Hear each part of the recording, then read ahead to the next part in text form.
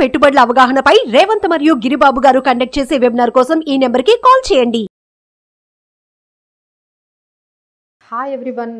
So ఇదైతే F&O futures and ఆప్షన్స్కి సంబంధించిన new rules అండి. సెబీ కొత్త రూల్స్ అన్నీ తీసుకొస్తుంది. సో ఒక ట్రాన్స్ఫర్మేషన్ స్టేజ్లో అయితే మనకి ఈ డెరివేటివ్స్ మార్కెట్ ఉందని ఖచ్చితంగా చెప్పొచ్చండి. So all investors are requested to be informed. అంతా కూడా మీరు ఇన్ఫర్మేషన్ అయితే మీరు ఎవరైతే ట్రేడింగ్లో ఉన్నారో ఎస్పెషల్లీ కొంచెం అంత ఇన్ఫర్మేషన్ని మీరు గ్యాదర్ చేసుకోవాలండి. సెబీ కొత్త రూల్స్ ఏం వస్తున్నాయి, ఆ రూల్స్ మీకు ఏ విధంగా ఇంపాక్ట్ అవుతున్నాయి, ఎందుకంటే చాలా చేంజెస్ని అయితే తీసుకొస్తుందండి. సో ఇవన్నీ ఎందుకు తీసుకొస్తుందో మనం ఆల్రెడీ చాలా ఎపిసోడ్స్లో చేసాము. ఎందుకంటే they are seeing a lot of surge in derivatives ట్రేడింగ్లో చాలా ఎక్కువ ట్రేడ్స్ జరుగుతున్నాయి. ఎక్కడ వరల్డ్లోనే లేనంతగా మన దగ్గర అంటే క్యాష్ వాల్యూమ్స్తో కంపేర్ చేసుకుంటే మనకి డెరివేటివ్స్ వాల్యూమ్స్ ఆల్మోస్ట్ 900 టైమ్స్ పైనే 700 టైమ్స్ జరుగుతున్నాయి. అది ఎక్కడా జరగడం లేదు వరల్డ్లోనే. మన ఇండియాలోనే రికార్డ్ స్థాయిలో ట్రేడింగ్ అండ్ స్పెక్యులేషన్ జరుగుతుంది. చాలామంది ఇన్వెస్టర్స్ వాళ్ళ మనీని లాస్ అవుతున్నారు. సో ఇలా ఇన్వెస్టర్ని ప్రొటెక్ట్ చేయాలి అనే ఉద్దేశంతో F&O అంటే ఫ్యూచర్స్ అండ్ ఆప్షన్స్ ఈ F&O ట్రేడింగ్లో చాలా రూల్స్ అయితే తీసుకొచ్చారండి. ఇప్పుడు రీసెంట్గా మనకి జీరోదా CEO నిఖిల్ కామత్ కూడా చెప్తున్నారు, this could be the end of era of zero brokerage అనే కాన్సెప్ట్ కూడా ఫ్యూచర్లో లేకుండా ఉండొచ్చు.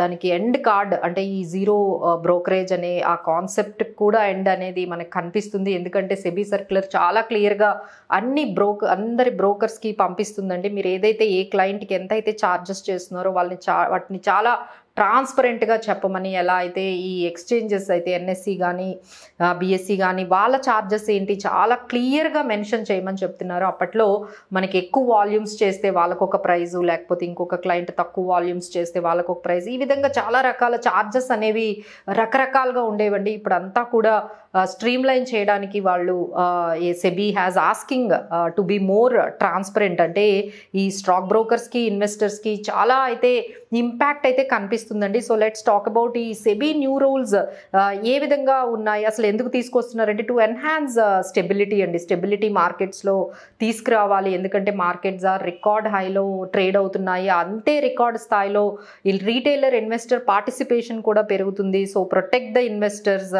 అనే కాన్సెప్ట్తో వస్తున్నారండి. సో దానివల్ల మనకి ఈ స్టాక్ ఎలాంటి చేంజెస్ వస్తున్నారని చూసుకున్నట్లయితే మార్జిన్స్ అయితే రిక్వైర్మెంట్స్ అయితే చాలా ఇంక్రీజ్ అయ్యే ఛాన్సెస్ ఉన్నాయండి. అప్పట్లో మీకు ఎక్కువ లివరేజ్ ఇచ్చేవాళ్ళు ఇన్వెస్టర్స్కి, ఇప్పుడు మీకు అంత లివరేజ్ రాకపోవచ్చేమో. అప్పట్లో మీరు తక్కువ క్యాపిటల్తోనే ట్రేడ్ చేసే అవకాశం ఉండేదేమో. ఇప్పుడైతే ఇన్వెస్టర్స్ అందరికీ కూడా హ్యూజ్ క్యాపిటల్ అయితే రిక్వైర్మెంట్ ఉంటుందండి త్వరలో మీకు ట్రేడింగ్ చేసే వాళ్ళకి.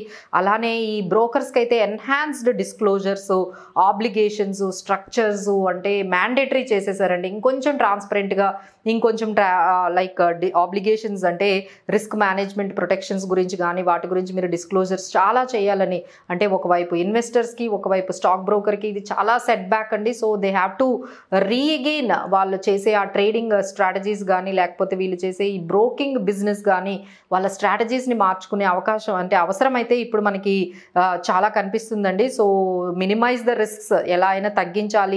ప్రొటెక్ట్ మార్కెట్ మ్యానిపులేషన్ అంటే ఈ మార్కెట్ మ్యానిపులేషన్ ఏదైతే ఉంటుందో దాన్ని తగ్గించి ఇన్వెస్టర్స్ని ప్రొటెక్ట్ చేయాలనే ఉద్దేశంతో మనకి చాలా వరకు ఈ చేంజెస్ అయితే తీసుకొస్తుందండి. సో దీనివల్ల మనకి ఈ క్లయింట్ బేస్, కంప్లయన్స్ ఇవన్నీ అయితే స్టాక్ బ్రోకర్స్కి ఒకవైపు ఛాలెంజింగ్గా ఉంటే, ఇన్వెస్టర్స్కి అయితే ఛాలెంజెస్ అయితే డెఫినెట్గా వాళ్ళకి మార్జిన్ ప్రెషర్ అయితే బాగా పెరుగుతుందండి. ఎందుకంటే మార్జిన్స్ ఎక్కువగా మీరు ఇంక్రీజ్ చేయాల్సి వస్తుంది. దానివల్ల మీరు లిమిటెడ్ ట్రేడింగ్ మాత్రమే చేయగలుగుతారు. సో లిమిటెడ్ ట్రేడింగ్ చేస్తే మీకు ప్రాఫిట్స్ మీద కూడా ఇంపాక్ట్ పడుతుంది. సో మీ స్ట్రాటజీస్ అన్నీ, ట్రేడింగ్ స్ట్రాటజీస్ అన్నీ కూడా ఒక్కసారిగా ఈ సెబీ రూల్స్కి అనుగుణంగా ఆలోచించి మార్చుకునే అవసరం అయితే ఆ టైం అయితే వచ్చిందండి. సో మీకు హై క్యాపిటల్ రిక్వైర్మెంట్ అండ్ కాస్ట్లు కూడా చాలా వరకు మీకు బ్రోకరేజ్ కాస్ట్లు కూడా పెరిగే అవకాశం ఉంటుంది. సో ఇవన్నీ కూడా మీరు ఆలోచించుకొని ఎంతవరకు ట్రేడ్ చేయగలము. సో రిస్క్స్ కూడా చాలా ఇంక్రీజ్ అయ్యాయి. రెడ్యూస్ ద మీరు తీసుకునే ఈ లివరేజ్ ఏదైతే ఉందో అది కూడా మీకు బాగా తగ్గించబోతున్నారు. సో ఫస్ట్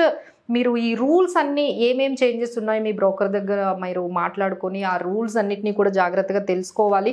ఆ తర్వాత మనం ఎంత రిస్క్స్ మనము తీసుకోవాలి, ఆ రిస్క్స్ని ఎలా మేనేజ్ చేయాలి, అలానే మనకి క్యాపిటల్ సఫిషియెంట్ క్యాపిటల్ మనకు ఉందా లేదా, క్యాపిటల్ బేస్ మన దగ్గర అంత పర్ఫెక్ట్గా ఉందా లేదా అని తెలుసుకొని మనం ప్రిపేర్ అయ్యి అప్పుడు మార్కెట్లోకి రావాలండి. అలానే మనకి సో ఈ బ్రోకింగ్ అయితే మాత్రం చాలా ట్రాన్స్ఫర్మేషన్ స్టేజ్లో అయితే ఉంది. సో ఒకవైపు బ్రోకర్స్, ఒకవైపు ఇన్వెస్టర్స్ ఈ సెబీ రూల్స్ని చూసుకుంటూ ఆ చేంజెస్ని చూసుకుంటూ నెక్స్ట్ లెవెల్కి వెళ్ళాలండి. So this is how very sensitive phase అనేది మనం చెప్పొచ్చండి. So take some pause and understand the rules. SEBI rules వస్తున్నాయి ఇప్పుడు, మళ్ళీ మనకి బడ్జెట్లో ఎలా అయినా టీడీఎస్ని ఇంట్రడ్యూస్ చేయాలి. అంటే ఏదైతే మీకు ఇన్కమ్ వస్తుందో F&O ట్రేడింగ్ మీద వచ్చే ఇన్కమ్ మీద మీకు టీడీఎస్ని పెట్టాలని, లేకపోతే వచ్చిన ఇన్కమ్ని స్పెక్యులేటివ్ ఇన్కమ్గా దాన్ని చార్జెస్ అంటే ఆల్మోస్ట్ స్పెక్యులేటివ్ ఇన్కమ్ అంటే ఆల్మోస్ట్ 30% ఫ్లాట్లో దాని మీద ఇన్కమ్ మీద ట్యాక్స్ వెయ్యాలి. ఈ విధంగా ఒకవైపు బడ్జెట్లో కొన్ని ఇంట్రడ్యూస్ చేస్తూ ఉంటే ఒకవైపు చేస్తామని ఒకవైపు ముందుకెళ్తున్నారు, ఒకవైపు ఈ సెబీ న్యూ రూల్స్ అండ్ రెగ్యులేషన్స్తో ఈ మొత్తం ట్రేడింగ్ని ట్రాన్స్ఫార్మ్ చేయాలి అనేటట్టుగా చూస్తుంది. సో నౌ ఎవరైతే ట్రేడర్స్ ఉన్నారో ఒకసారి ఈ న్యూ రూల్స్ని అండర్స్టాండ్ చేసుకొని మీ రిస్క్, మీ క్యాపిటల్ని మేనేజ్ చేసుకుంటూ ట్రేడింగ్లోకి వెళ్తే బాగుంటుందండి. So thank you so much for watching. Suman టీవీలో మీ పర్సనల్ అండ్ బిజినెస్ ప్రమోషన్స్ కోసం కింది నెంబర్కి కాంటాక్ట్ చేయండి.